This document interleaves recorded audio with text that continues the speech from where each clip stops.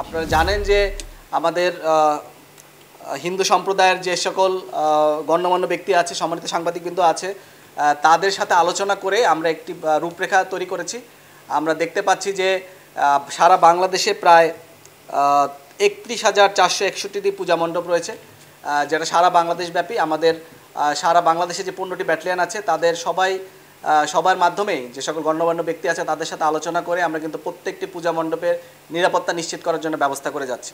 আমাদের গোয়েন্দা নজরদারি আছে, আমাদের যে সার্বিক নিরাপত্তা টহল সেটা আছে, এবং আমাদের প্রত্যেকটি পূজা মণ্ডপের জন্য 10টি 15টি করে কোনো জেলায় আমরা দেখতে পাচ্ছি যে 10,000-এর মতো পূজা মণ্ডপ আছে। তো সেই সকল জায়গায় আসলে আমাদের র্যাব একটি এলিট ফোর্স হিসেবে আমরা মূলত স্ট্রাইকিং হিসেবে থাকব।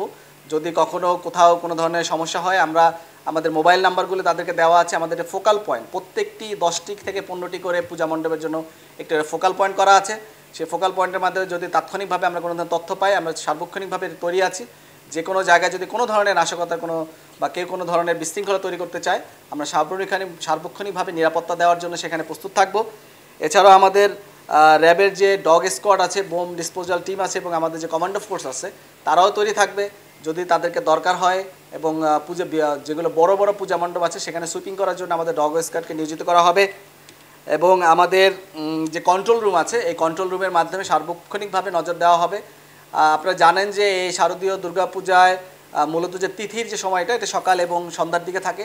তো সকাল এবং সন্ধ্যাকে টার্গেট করে আমরা মূলত আমাদের টহলগুলিকে জোরদার করব। এছাড়াও যেদিনকে প্রতিমা বিসর্জনের দিনও আমাদের নিরাপত্তা ব্যবস্থা আরও জোরদার করা হবে, এবং সার্বক্ষণিকভাবে আমাদের নজরদারি এবং গোয়েন্দা নজরদারি সব জায়গায় অব্যাহত আছে। আমি বলতে চাই যে এখানে পূজাকে ঘিরে একটু উস্কানি রয়েছে, কেউ এখানে একটু বিশৃঙ্খলা তৈরি করার চেষ্টা করতে পারে, বাট আমরা অত্যন্ত দৃঢ়ভাবে বলতে চাই আমরা প্রত্যেকটি বিষয়কেই সচেতনভাবে দেখব, এবং যাতে কেউ কোনো ধরনের বিশৃঙ্খলা তৈরি করতে না পারে সে বিষয়ে আমরা সর্বোচ্চ সজাগ থাকব।